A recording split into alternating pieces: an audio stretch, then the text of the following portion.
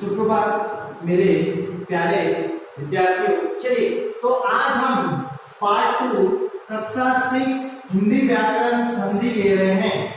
इससे पहले हमने संधि पढ़ा कि संधि किसे कहते हैं और संधि विच्छेद किसे कहते हैं। तो संधि किसे कहते हैं? दो वर्णों के परस्पर मेल से उत्पन्न होने वाला परिवर्तन। जब दो वर्ण होते हैं, जब परस्पर मिलते हैं और उससे होने वाला जो परिवर्तन होता है उसे हम संधि कहते हैं। और संधि विच्छेद के बारे में हमने पढ़ा कि दो वर्णों के मेल से नया शब्द बनाने को संधि कहते हैं और संधि से बने हुए शब्द को पुनः अलग करना। जब संधि से बने हुए जो वर्ण है उनको वापस अलग या तोड़ने की प्रक्रिया संधि विच्छेद, और दो वर्णों से मेल से उत्पन्न होने वाला परिवर्तन जो है वो संधि कहलाता है। तो हमने संधि विच्छेद पढ़ा। तो आज हम पढ़ेंगे संधि के भेद। ठीक है, तो संधि के भेद कितने हैं? प्रश्न आता है कि संधि के कितने भेद हैं? तो संधि के 3 भेद हैं। पहला है स्वर संधि।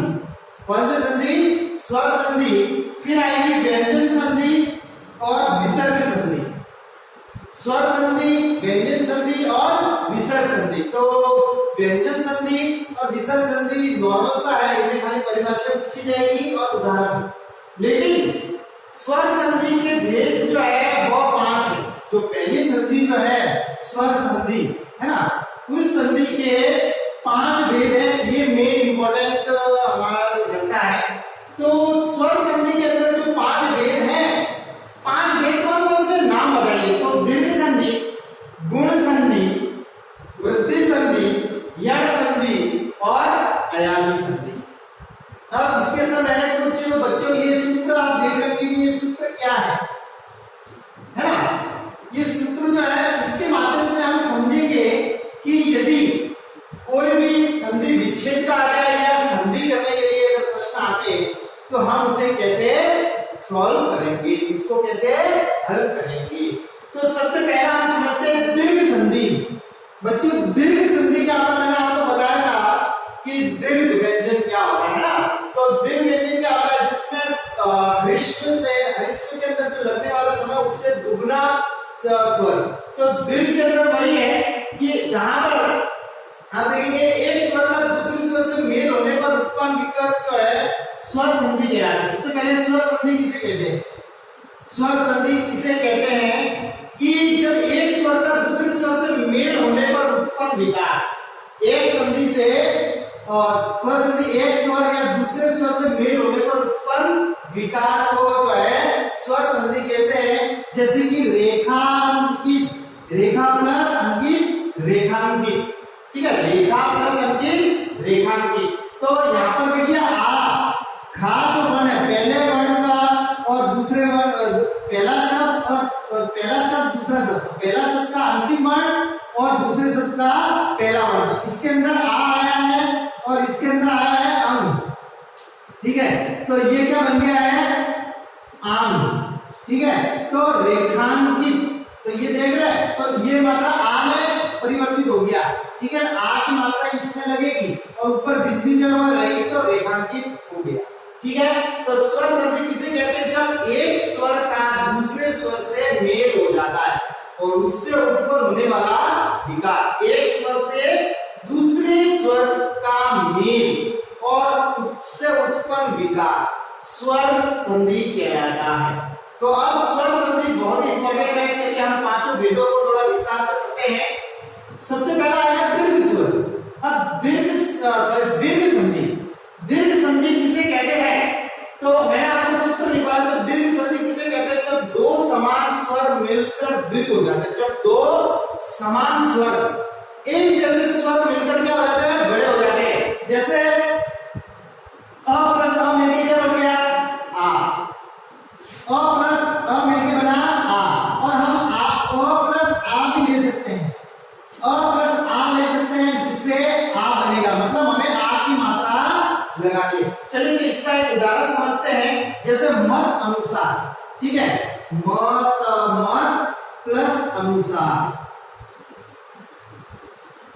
ये हो गया मत प्लस अनुसार। ये पहला शब्द है और ये दूसरा शब्द है। इससे हमको एक शब्द पूरा बनाना है, मतलब संधि करनी है। ये संधि विच्छेद है, इसको हमको संधि करना है। तो मैंने आपको बताया था कि जो पहला शब्द होता है उसका कौन सा वर्ण देखेंगे, अंतिम वर्ण, और दूसरे शब्द का हम पहला वर्ण देखेंगे। तो पहला वर्ण जो लिखा हुआ है म त म, तो इसके अंदर हम त के अंदर किसकी ध्वनि आ रही है, अ, किसकी ध्वनि आ रही है, अ की, और यहाँ पर ऑलरेडी अ है ही, तो अ प्लस अ मिलके बना आ, अ प्लस अ मिलके बना आ। तो इसके अंदर क्या होगा, मतलब ये आ है, तो आ की हमें क्या लगानी है, मात्रा। तो मात्रा हमेशा पहले शब्द के अंदर जुड़ती है, तो त के अंदर क्या जुड़ जाएगा, आ, और ये अ जो है गायब हो जाएगा। तो क्या हो जाएगा, देखिए म ता नु सा न। देखिए हो गया ना, बहुत ही सिंपल। यदि सूत्र अगर हमें याद हो गए, है ना, तो बहुत ही आसानी से हम संधि विच्छेद का संधि बना सकते हैं और संधि का विच्छेद कर सकते हैं। ठीक इसी प्रकार मैं ई का उदाहरण दूंगा अभी। ठीक है, तो यहाँ पर आप देखेंगे, जैसे यहाँ पर एक उदाहरण है ई प्लस ई का मुनि प्लस इंद्र। यहाँ पर देखेंगे मुनि, मुनि प्लस इंद्र, मुनि प्लस इंद्र। तो यहाँ पर देखेंगे आप क्या हुआ, यहाँ पर ई जो है ये बड़ी है, ठीक है ना, तो यहाँ पर तो नी जो है वो छोटी ई की मात्रा लगेगी, मतलब छोटी ई का ध्वनि आ रही है, और इसके अंदर बड़ी ई, ठीक है। तो ई प्लस ई मिलके क्या बना, बड़ी ई, ठीक है। मतलब हमें कौन सी मात्रा लगानी है, ये वाली, कहां पर लगेगी, इसके अंदर, ठीक है, और ये गायब हो जाएगा। तो इसका अर्थ क्या हो गया, मु निंद्र, क्या हो गया, मुनिंद्र। तो ये नया शब्द का जो है उत्पन्न हो गया, ठीक है, नया शब्द का विकार हो गया, आ गया। तो ये थी हमारी दीर्घ संधि। दीर्घ संधि की परिभाषा वापस मैं आपको बताऊंगा, जब दो समान स्वर मिलकर दीर्घ हो जाते हैं, मतलब और ऊंचे हो जाते हैं। मुनिंद्र मतलब ऊंची आवाज में आ रही है, ठीक है। अब हम लेते हैं गुण संधि। गुण संधि के अंदर सूत्र मैंने बताया, देखिए जहां पर पहले अ आ आता है, उसके बाद में दूसरे शब्द में ई उ री आता है, तो उनका जो नया शब्द बनता है वो ए ओ और अ बनता है, जिसे हम गुण संधि कहेंगे, ठीक है। तो इसका भी उदाहरण जैसे मैं आपको बताता हूं, उदाहरण आप ध्यान से देखेंगे, और ई मिलके क्या बन गया है, ए। तो देखिए नर प्लस इंद्र। अब इसका जो है उदाहरण देखिए, नर नर प्लस इंद्र, ये हो गया इंद्र, नर प्लस इंद्र। तो यहाँ पर क्या बन गया है, ए, ठीक है। इसमें बच्चों ध्यान देना, नर र के अंदर अ का उच्चारण हो रहा है, और ई के अंदर ई बड़ी, ठीक है। तो इसका क्या बन गया, ए। तो हमको कुल मिला के क्या करना है, ए। ए की मात्रा कैसी होती है, ये वाली, है ना। तो इसका क्या हो जाएगा, नरेंद्र, ठीक है। तो न रे न द, ठीक है। तो यहाँ पर र के ऊपर किसकी मात्रा लग गई, ए की, और बिंदी यहाँ पर आ गई, ठीक है, जिसका न उच्चारण था, तो नरेंद्र, ठीक है।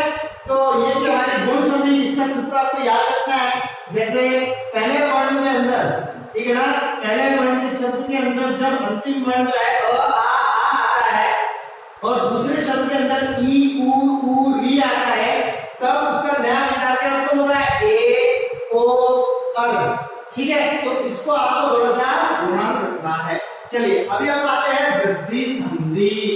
अब वृद्धि संधि में क्या होता है कि जब पहले शब्द में अ आ आता है, और दूसरे शब्द का पहला जो वर्ण है उसमें ए औ ए आता है, जिससे नया शब्द बनता है, जिसमें नया शब्द क्या बनेगा, आई ओ औ ए आई हो जाएगा, ठीक है। तो इससे हम जो है वृद्धि संधि कहते हैं। तो सूत्र को याद रखना बहुत ही इंपॉर्टेंट है, सूत्र याद रखेंगे संधि ऑटोमेटिक हल हो जाएगी। अब जैसे कि मैंने यहाँ पर दिया हुआ है कि अ और ए, अब देखिए ए, तो ये पहला शब्द है, ये पहला शब्द जो है, ठीक है, इसके अंदर अंतिम वर्ण देखेंगे, क्या देखेंगे, अंतिम वर्ण देखेंगे। अंतिम वर्ण क्या है, क। तो क के अंदर किसकी ध्वनि आ रही है, अ की, है ना। और यहाँ पर दूसरे शब्द के अंदर ए आ रहा है, ए का मतलब क्या है कि ये ए, ठीक है ना, ये ए। तो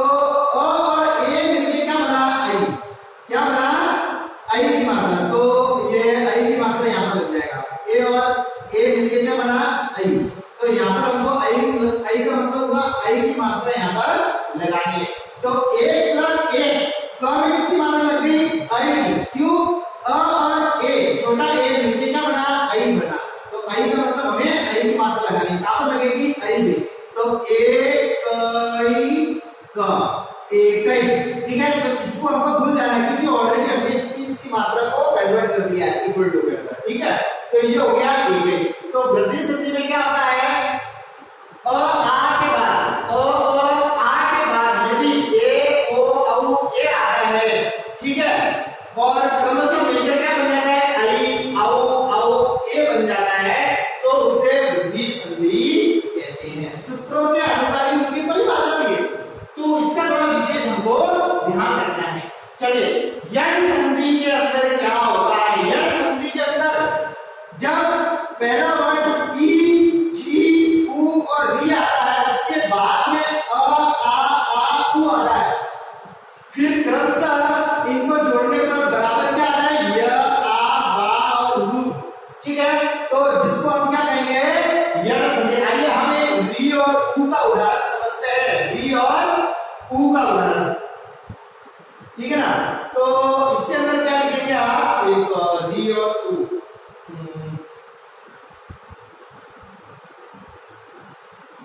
यण संधि ना। यण संधि के अंदर चलिए आप ये थोड़ा सा ये वी और आ कर लेते हैं। इधर पे वी और आ और यहाँ पर आ प्लस वी। यण संधि के अंदर देखिए बच्चों आ और वी मिलके बना अर। आ और वी मिलके क्या बना अर।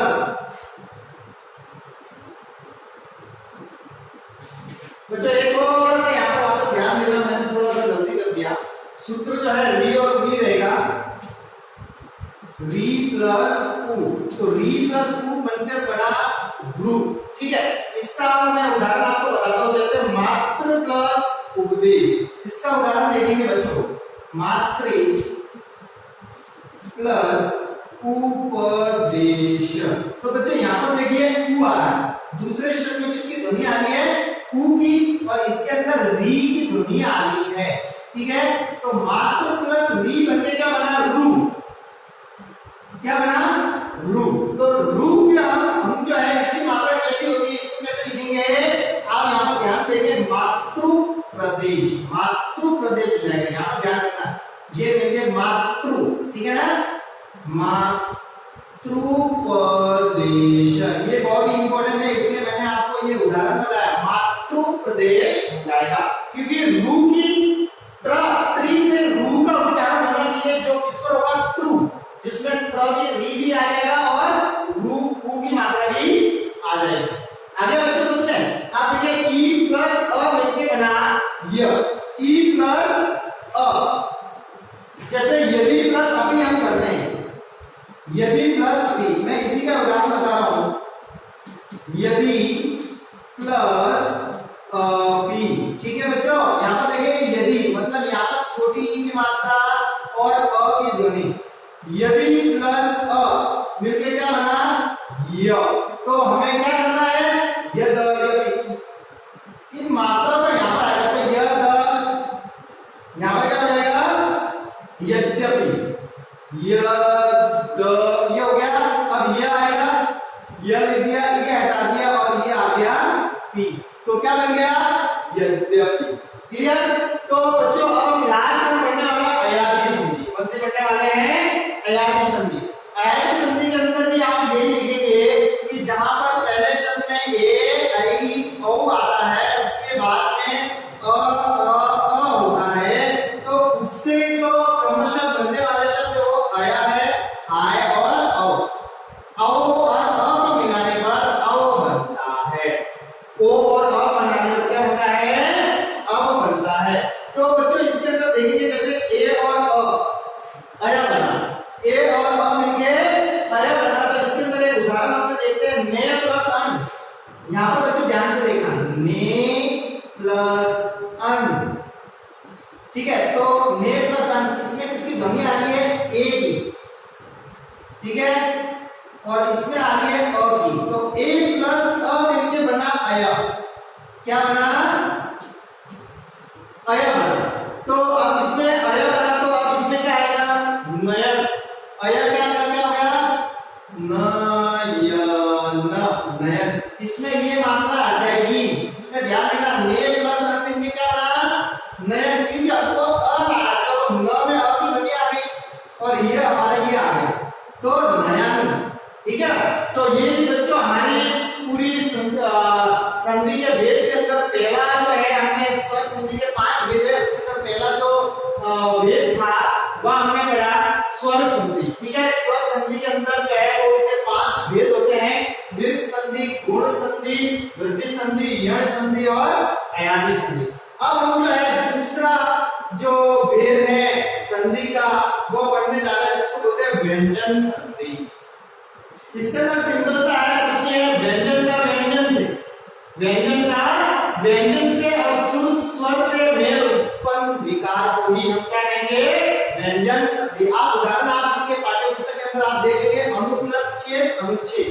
विसर्ग संधि हमको पता है कि विसर्ग का मतलब दो बिंदियां जो होती है वह, उसको हम विसर्ग कहते हैं। विसर्ग का मतलब विसर्ग के स्वर और व्यंजन आने पर विकार उत्पन्न होता है। विसर्ग के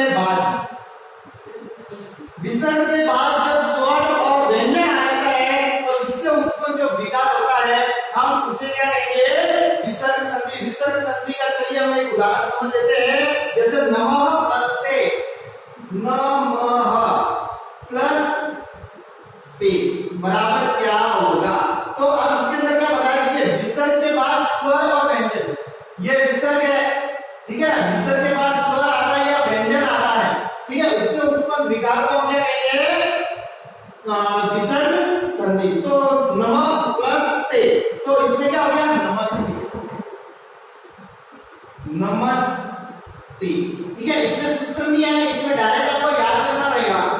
और भी बताता हूं, जैसे नीर प्लस रस तो नीरस, इसमें मात्रा छोटी बन जाएगी। ठीक है, तो आशा है आपको ये समझ आया होगा, पूरा आप पुनः देखेंगे आपको समझ आ जाएगा। मैं पाठ्यपुस्तक की जो प्रश्नोत्तर है इसी में मैं आपको बना के प्रेषित करूंगा, आपको करना है। तो ये थे संधि के भेद। तो संधि के कितने भेद हैं 3, स्वर संधि, व्यंजन संधि और विसर्ग संधि। स्वर संधि के अंदर 5 भेद है, व्यंजन संधि और विसर्ग संधि की आपको परिभाषाएं लिखनी है। ठीक है, तो आज के लिए इतना ही। पार्ट 2 में हमारा ये पार्ट 3 पूरा कंप्लीट हो चुका है, इसका आप ध्यान करेंगे। धन्यवाद।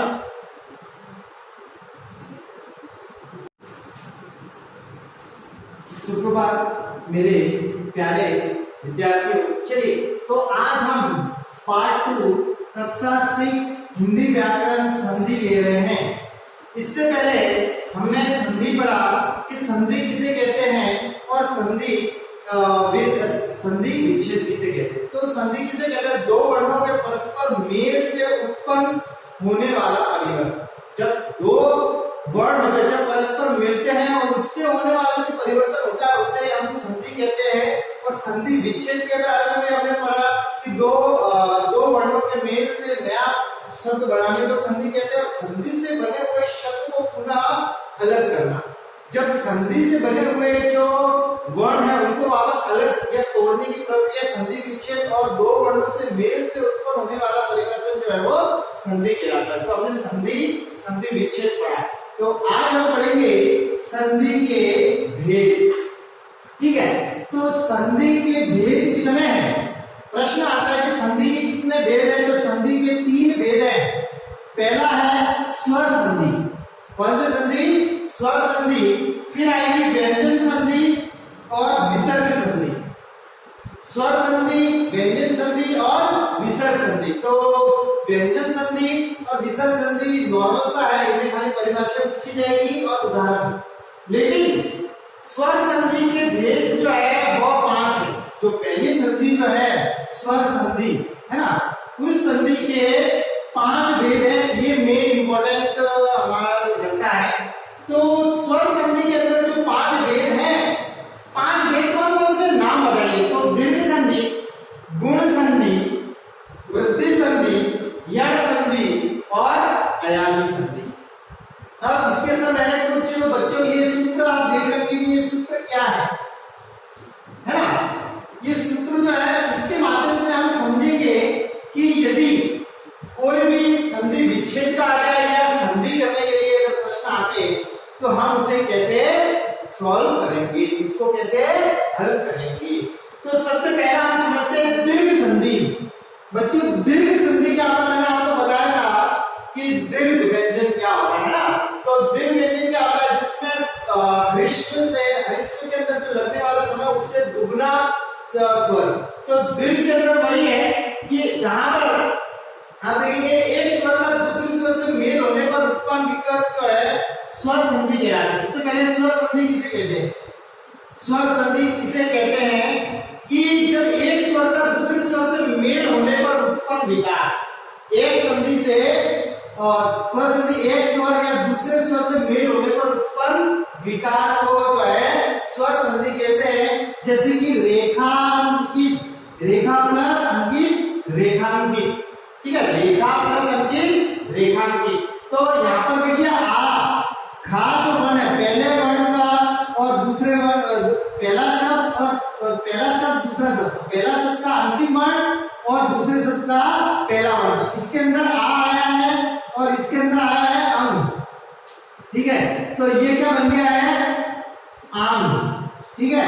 तो रेखांकित, तो ये देख रहे हैं, तो ये मात्रा आ में परिवर्तित हो गया, ठीक है। आ की मात्रा इसमें लगेगी और ऊपर बिंदी जब रहेगी तो रेखांकित हो गया, ठीक है। तो स्वर संधि किसे कहते हैं, जब एक स्वर का दूसरे स्वर से मेल हो जाता है और उससे उत्पन्न होने वाला विकार। एक स्वर से दूसरे स्वर का मेल और उससे उत्पन्न विकार स्वर संधि कहलाता है। तो अब स्वर संधि बहुत ही इंपॉर्टेंट है। चलिए हम पांचों भेदों को थोड़ा विस्तार से पढ़ते हैं।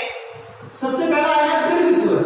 अब दीर्घ संधि, दीर्घ संधि किसे कहते हैं, तो मैंने आपको सूत्र निकाला था। दीर्घ संधि किसे कहते हैं, जब दो समान स्वर मिलकर दीर्घ हो जाते हैं। जब दो समान स्वर एक जैसे स्वर मिलकर क्या हो जाते हैं, बड़े हो जाते हैं। जैसे अ प्लस अ मिलकर क्या बन गया, आ, अ प्लस अ मिलकर बना आ, और हम अ प्लस आ भी ले सकते हैं, अ प्लस आ ले सकते हैं, जिससे आ बनेगा, मतलब हमें आ की मात्रा लगानी है। चलिए इसका एक उदाहरण समझते हैं, जैसे मत अनुसार, ठीक है, मत प्लस अनुसार,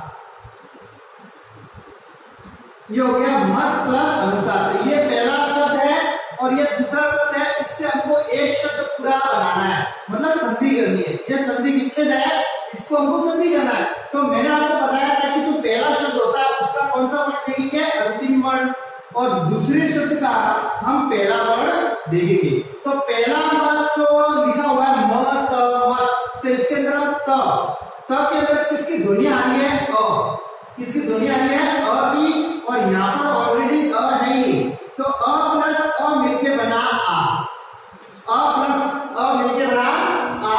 तो इसके अंदर क्या होगा, मतलब ये आ है, तो आ की हमें क्या लगानी है, मात्रा।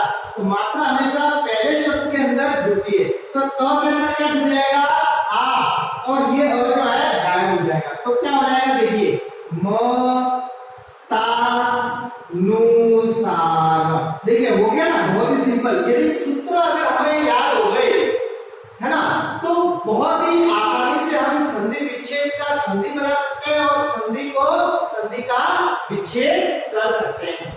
ठीक इसी प्रकार मैं ई का उदाहरण दूंगा अभी, ठीक है। तो यहाँ पर आप देखेंगे, जैसे यहाँ पर एक उदाहरण है, ई प्लस ई का मुनि प्लस इंद्र। यहाँ पर देखेंगे मुनि, मुनि प्लस इंद्र, मुनि प्लस इंद्र। तो यहाँ पर देखेंगे आप क्या हुआ, यहाँ पर ई जो है ये बड़ी है, ठीक है ना, तो यहाँ पर तो नी जो है वो छोटी ई की मात्रा लगेगी, मतलब छोटी ई का ध्वनि आ रही है, और इसके अंदर बड़ी ई, ठीक है। तो ई प्लस ई मिलके क्या बना, बड़ी, ठीक है। मतलब हमें कौन सी मात्रा लगानी है, ये वाली, कहां पर लगेगी, इसके अंदर, ठीक है, और ये गायब हो जाएगा। तो इसका अर्थ क्या हो गया, मु निंद्र, क्या हो गया, मुनिंद्र। तो ये नया शब्द का जो है उत्पन्न हो गया, ठीक है, नया शब्द का विकार हो गया, आ गया। तो ये थी हमारी दीर्घ संधि। दीर्घ संधि की परिभाषा बाद में आपको बताऊंगा, जब दो समान स्वर मिलकर दीर्घ हो जाते हैं, मतलब मुनिंद्र, मतलब ऊंची आवाज में आ रही है। ठीक है, अब हम लेते हैं गुण संधि। गुण संधि के अंदर सूत्र मैंने बताया, देखिए जहां पर पहले अ आ आता है, उसके बाद में दूसरे शब्द में ई उ री आता है, तो उनका जो नया शब्द बनता है वो ए ओ और बनता है, जिसे हम गुण संधि कहेंगे। ठीक है, तो इसका भी उदाहरण जैसे मैं आपको बताता हूँ, उदाहरण आप ध्यान से देखेंगे, और ई मिलके क्या बन गया है ए, तो देखिए नर प्लस इंद्र। अब इसका जो है उदाहरण देखिए, नर प्लस इंद्र, ये हो गया इंद्र, नर प्लस इंद्र, तो यहां पर क्या बन गया है ए। ठीक है, इसमें बच्चों ध्यान देना, नर र के अंदर अ का उच्चारण हो रहा है और ई के अंदर ई बड़ी। ठीक है, तो इसका क्या बन गया ए, तो हमको कुल मिला के क्या करना है ए की मात्रा कैसी होती है ये वाली, है ना, तो अब इसका क्या हो जाएगा नरेंद्र। ठीक है, तो न रे न द। ठीक है, तो यहाँ पर र के ऊपर किसकी मात्रा लग गई ए की, और बिंदी यहाँ पर आ गई। ठीक है, इसका न उच्चारण तो नरेंद्र। ठीक है, तो ये क्या हमारे गुण संधि, इसका सूत्र आपको याद रखना है। जैसे पहले वर्ण के अंदर, ठीक है ना, पहले वर्ण के शब्द के अंदर जब अंतिम वर्ण जो है अ आ आता है और दूसरे शब्द के अंदर ई उ री आता है, तब उसका नया विकार क्या उत्पन्न होता है ए ओ अर। ठीक है, तो इसको आपको थोड़ा सा ध्यान रखना है।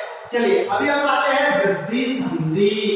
अब वृद्धि संधि में क्या होता है कि जब पहले शब्द में अ आता है और दूसरे शब्द का पहला जो वर्ण है उसमें ए औ ए आता है, जिससे नया शब्द बनता है, जिसमें नया शब्द क्या बनेगा आई ओ औ ए आई हो जाएगा। ठीक है, तो इससे हम जो है वृद्धि संधि कहते हैं। तो सूत्र को याद रखना बहुत ही इंपॉर्टेंट है, सूत्र याद रखेंगे संधि ऑटोमेटिक हल हो जाएगी।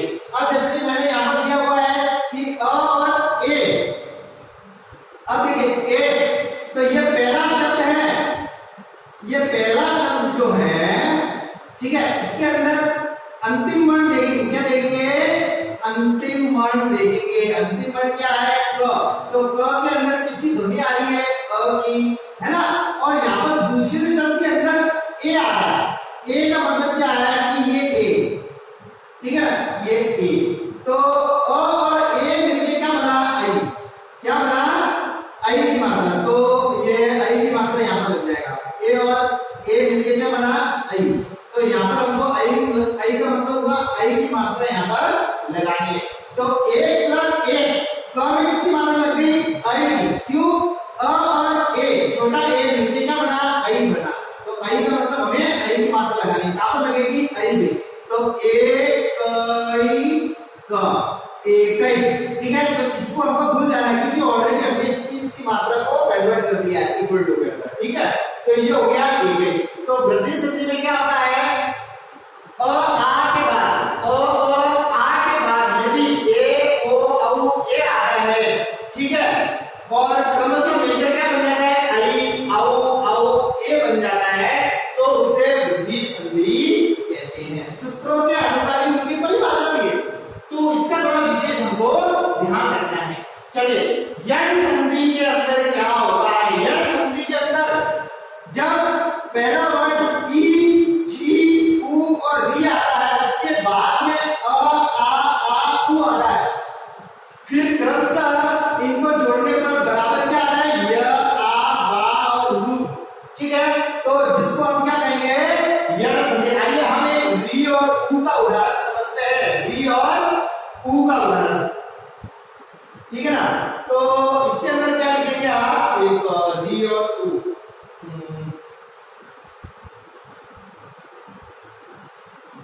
यण संधि ना, यण संधि के अंदर चलिए आप ये थोड़ा सा ये वी और आ कर लेते हैं, इधर पे वी और आ और यहाँ पर आ प्लस वी। यण संधि के अंदर देखिए बच्चों आ और वी मिलके बना अर, आ और वी मिलके क्या बना अर।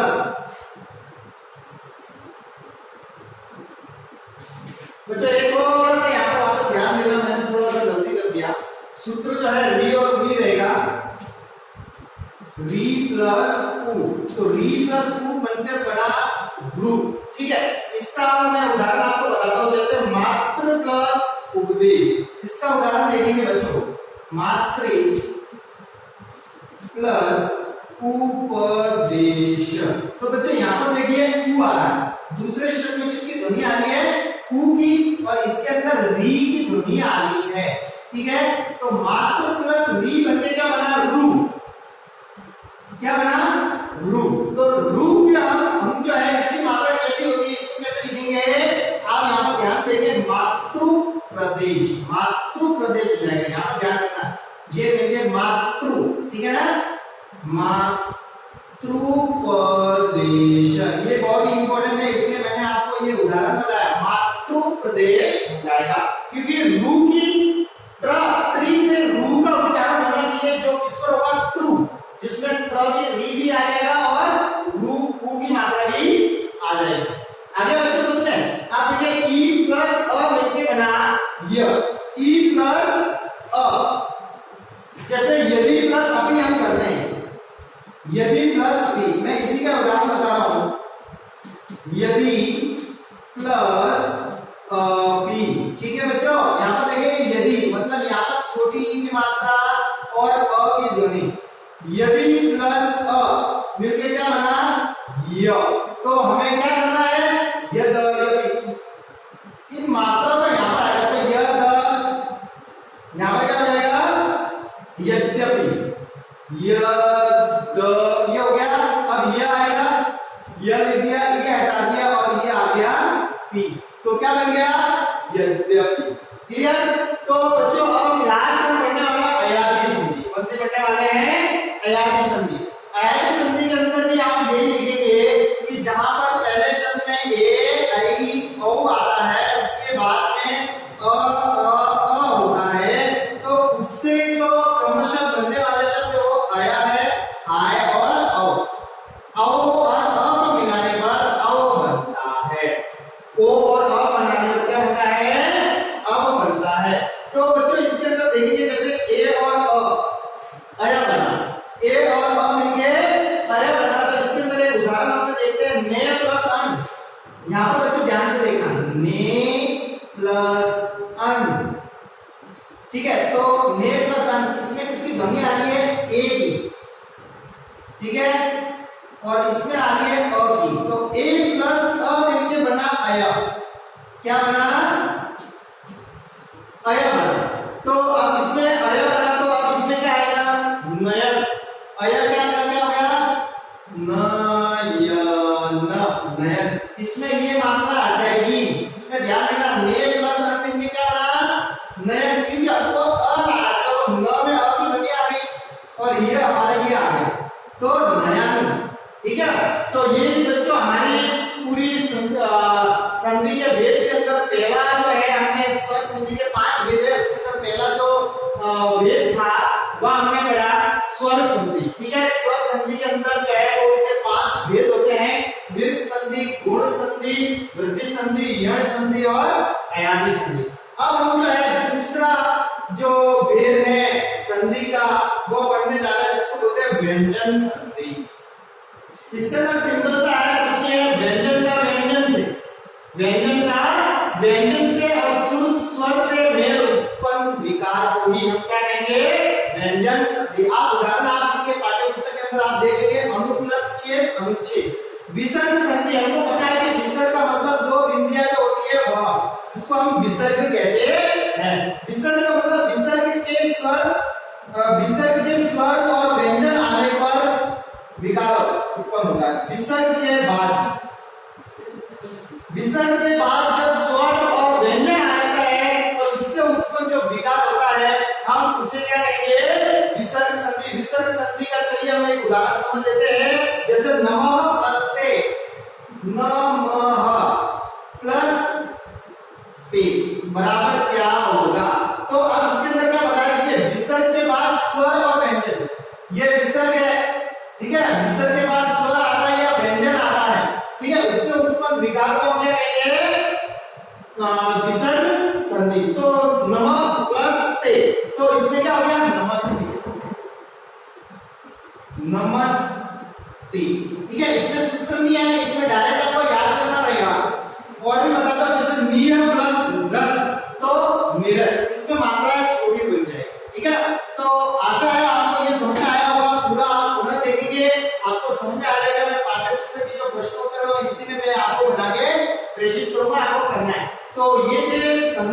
भेद, तो संधि के कितने भेद है? 3, स्वर संधि, व्यंजन संधि और विसर्ग संधि। स्वर संधि के अंदर 5 भेद है, व्यंजन संधि और विसर्ग संधि की आपको परिभाषाएं लिखनी है, ठीक है। तो आज के लिए इतना ही। पार्ट 2 में हमारा ये पार्ट 3 पूरा कंप्लीट हो चुका है, इसका आप ध्यान करेंगे। धन्यवाद।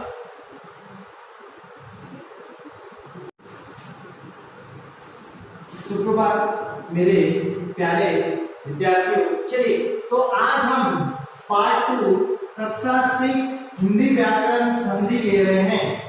इससे पहले हमने संधि पढ़ा कि संधि किसे कहते हैं और संधि विच्छेद किसे कहते हैं। तो संधि किसे कहते हैं? दो वर्णों के परस्पर मेल से उत्पन्न होने वाला परिवर्तन।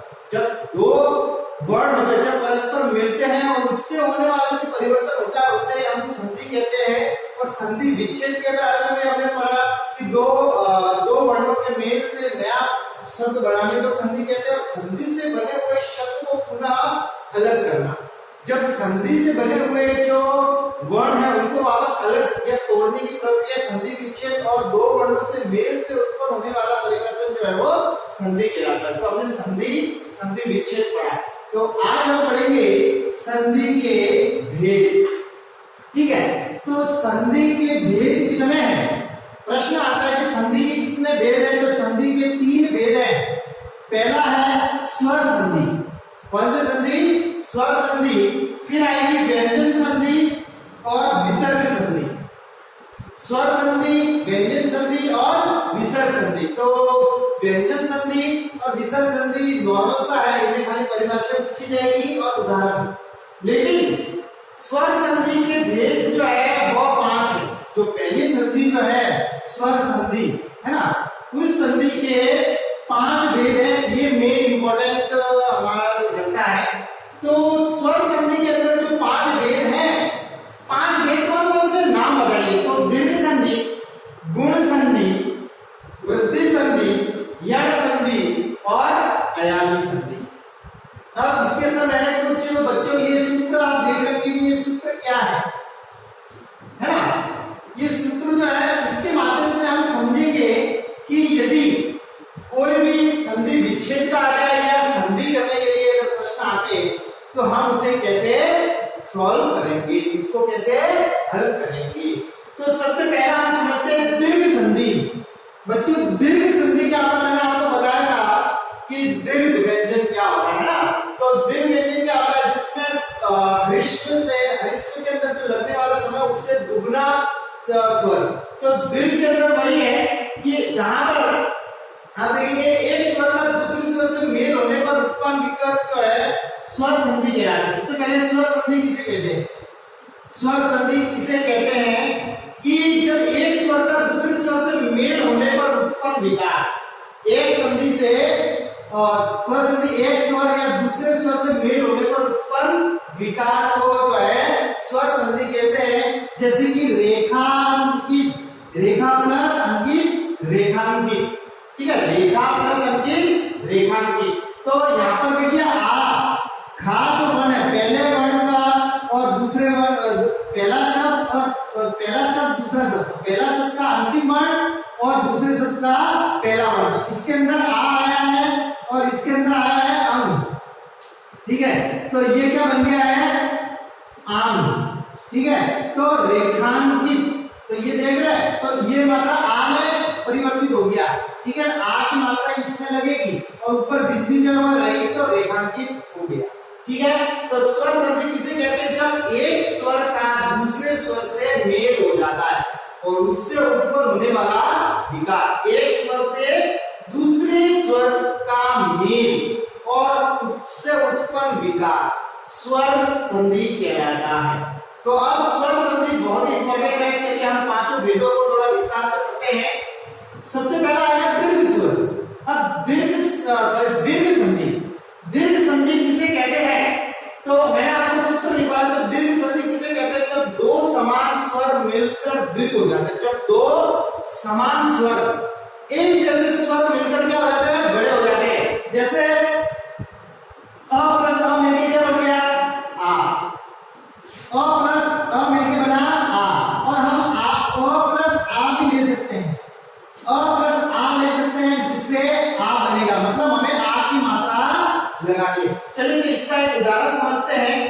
मत अनुसार, ठीक है, मत मत प्लस अनुसार, ये हो गया मत प्लस अनुसार। तो ये पहला शब्द है और ये दूसरा शब्द है, इससे हमको एक शब्द पूरा बनाना है, मतलब संधि करनी है। ये संधि विच्छेद है, इसको हमको संधि करना है। तो मैंने आपको बताया था कि जो पहला शब्द होता है उसका कौन सा वर्ण देखेंगे, अंतिम वर्ण, और दूसरे शब्द का हम पहला वर्ण देखेंगे। तो पहला वर्ण जो लिखा हुआ है म त मत, तो इसके अंदर हम त के अंदर किसकी ध्वनि आ रही है, अ, किसकी ध्वनि आ रही है, अ की, और यहाँ पर ऑलरेडी अ है ही, तो अ प्लस अ मिलके बना आ, अ प्लस अ मिलके बना आ। तो इसके अंदर क्या होगा, मतलब ये आ है, तो आ की हमें क्या लगानी है, मात्रा।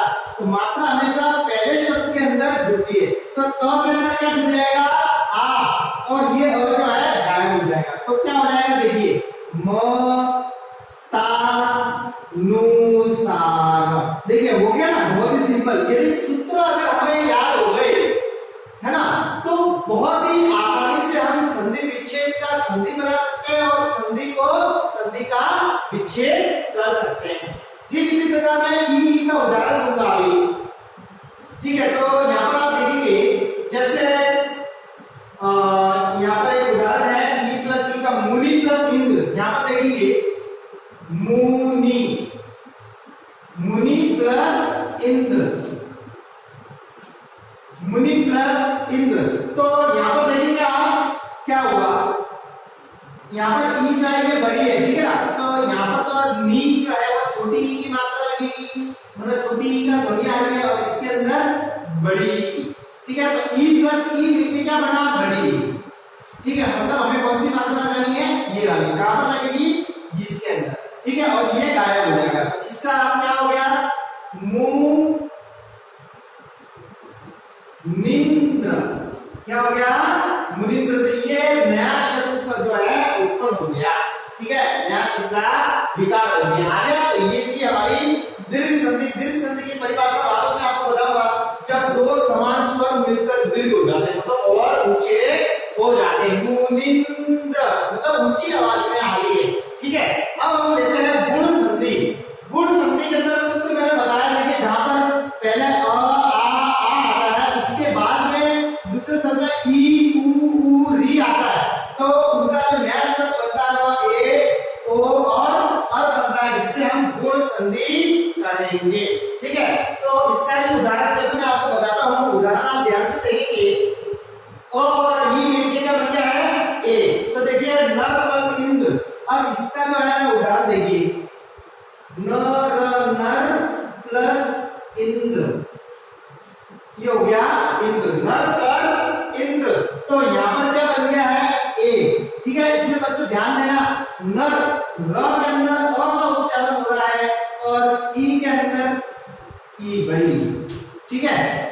तो इसका क्या बन गया, ए। तो हमको कुल मिला के क्या करना है, ए की मात्रा कैसी होती है, ये वाली, है ना। तो अब इसका क्या हो जाएगा, नरेंद्र, ठीक है। तो न रे न द, ठीक है। तो यहाँ पर र के ऊपर उसकी मात्रा लग गई ए की, और बिंदी यहाँ पर आ गई, ठीक है, इसका न उच्चारण था, तो नरेंद्र, ठीक है। तो ये क्या हमारी गुण संधि, इसका सूत्र आपको याद रखना है। जैसे पहले वर्ण के अंदर, ठीक है ना, पहले वर्ण के शब्द के अंदर जब अंतिम वर्ण जो है अ आ आता है, और दूसरे शब्द के अंदर ई उ री आता है, तब उसका नया विकार क्या उत्पन्न होता है, ए ओ अर, ठीक है। तो इसको आपको थोड़ा सा ध्यान रखना है। चलिए अभी हम आते हैं वृद्धि संधि। अब वृद्धि संधि में क्या होता है कि जब पहले शब्द में अ आ आता है, और दूसरे शब्द का पहला जो वर्ण है उसमें ए औ ए आता है, जिससे नया शब्द बनता है, जिसमें नया शब्द क्या बनेगा, आई ओ औ ए आई हो जाएगा, ठीक है। तो इससे हम जो है वृद्धि संधि कहते हैं। तो सूत्र को याद रखना बहुत ही इंपॉर्टेंट है, सूत्र याद रखेंगे संधि ऑटोमेटिक हल हो जाएगी। अब जैसे मैंने यहाँ पर दिया हुआ है कि अ और ए, अब देखिए ए, तो ये पहला शब्द है, ये पहला शब्द जो है, ठीक है, इसके अंदर अंतिम वर्ण देखेंगे, क्या देखेंगे, अंतिम वर्ण देखेंगे। अंतिम वर्ण क्या है? क। तो क के अंदर किसकी ध्वनि आ रही है? अ की, है ना। और यहाँ पर दूसरे शब्द के अंदर ए आ रहा है। ए का मतलब क्या है कि ये ए, ठीक है ना, ये ए। तो अ और ए मिलके क्या बना? आई। क्या बना? आई की मात्रा। तो ये आई की मात्रा यहाँ पर लग जाएगा। ए और ए मिलके क्या बना? आई। तो यहाँ पर हमको आई का मतलब हुआ आई की मात्रा यहाँ पर लगानी है। तो ए प्लस ए, क में किसकी मात्रा लग गई? आई। क्यों? अ और ए, छोटा ए मिलके क्या बना? आई बना। तो आई का मतलब हमें आई की मात्रा लगानी है। कहाँ पर लगेगी? आई में। तो एक का एकई, ठीक है। तो इसको हमको भूल जाना है क्योंकि ऑलरेडी हमने इसकी मात्रा को कन्वर्ट कर दिया है इक्वल टू के अंदर, ठीक है। तो ये हो गया एकई। तो वृद्धि संधि में क्या होता है?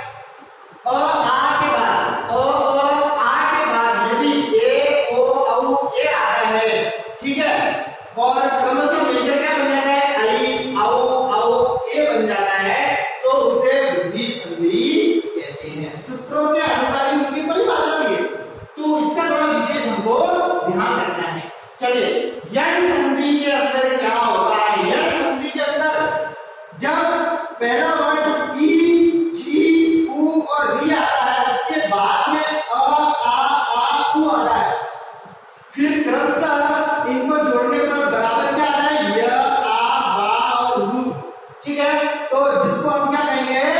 यण संधि। आइए हम एक री और उ का उदाहरण समझते हैं। री और उ का उदाहरण, ठीक है ना। तो इसके अंदर क्या लिखेंगे आप? एक री और उ,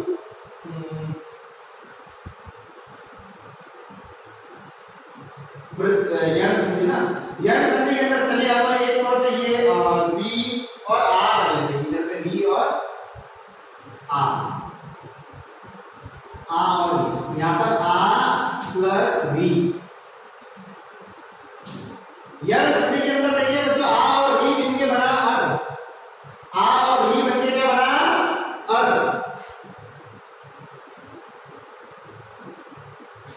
बच्चों एक थोड़ा सा यहाँ पर आपको ध्यान देना, मैंने थोड़ा सा गलती कर दिया। सूत्र जो है री और वी रहेगा, री प्लस उ। तो री प्लस उ बनकर बना रू, ठीक है। इसका मैं उदाहरण आपको बताता हूँ, जैसे मात्र प्लस उपदेश। इसका उदाहरण देखेंगे बच्चों, मात्रे प्लस उपदेश। तो बच्चों यहाँ पर देखिए उ आ रहा है, दूसरे शब्द में किसकी ध्वनि आ रही है? उ की, और इसके अंदर री की ध्वनि आ रही है, ठीक है। तो मात्र प्लस री बनके क्या बना? रू। क्या बना? रू। तो रू क्या हम जो है इसकी मात्रा कैसी होगी? इसको कैसे लिखेंगे? आप यहाँ पर ध्यान देंगे, मातृ प्रदेश। मातृ प्रदेश हो जाएगा, यहाँ पर ध्यान रखना, ये लेंगे मातृ, ठीक है ना। मातृ प्रदेश, ये बहुत ही इंपॉर्टेंट है, इसलिए मैंने आपको ये उदाहरण बताया। मातृ प्रदेश हो जाएगा क्योंकि रू की त्री में रू का उच्चारण होना चाहिए, जो किस पर होगा? त्रु, जिसमें त्र की री भी आ जाएगा और रू उ की मात्रा भी आ जाएगी। आगे बच्चों सुनते हैं, आप देखिए ई प्लस अ मिलके बना य। ई प्लस अ, जैसे यदि प्लस अभी हम करते हैं, यदि प्लस अभी, मैं इसी का उदाहरण बता रहा हूं। यदि प्लस अभी, ठीक है बच्चों। यहाँ पर देखिए यदि मतलब यहाँ पर छोटी ई की मात्रा और अ की ध्वनि, यदि प्लस अ मिलके क्या बना? य। तो हमें क्या करना है? यद, यदि, इन मात्रा का यहाँ पर आएगा, तो यद, यहाँ पर क्या हो जाएगा? यद्यपि, यद, ये हो गया। अब यह आएगा, यह लिख दिया, ये हटा दिया और ये आ गया पी, तो क्या बन गया? यद्यपि। क्लियर? तो बच्चों अब हम लास्ट में पढ़ने वाले अयादी संधि। कौन से पढ़ने वाले हैं? अयादी संधि। अयादी संधि के अंदर भी आप यही लिखेंगे कि जहां पर पहले शब्द में ए, आई, औ आता है, उसके बाद में अ होता है, तो उससे जो क्रमशः बनने वाले शब्द वो आया है, आय और औ। औ और अ को मिलाने पर औ बनता है। ओ और अ बनाने पर क्या होता है? अब बनता है।